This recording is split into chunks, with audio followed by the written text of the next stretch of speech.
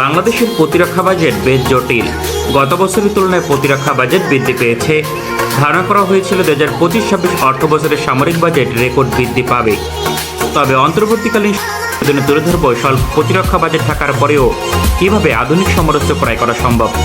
2024-25 অর্থ বছরে বাংলাদেশের প্রতিরক্ষা বাজেট ছিল 39,239 কোটি। শুধু এখানেই শেষ নয়, প্রতিরক্ষা বাজেট আরও বৃদ্ধির প্রবল সম্ভাবনা রয়েছে, যা নিশ্চিত করেছেন অর্থ উপদেষ্টা সালেউদ্দিন আহমেদ।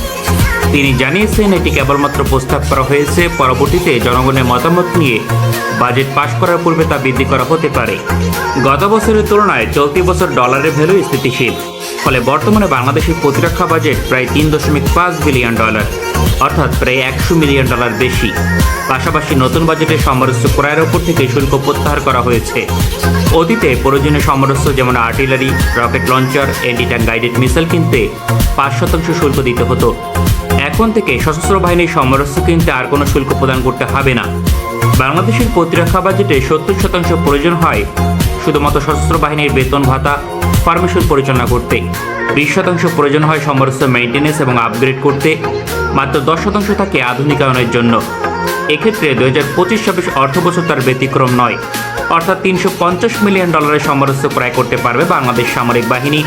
বাংলাদেশের বিশাল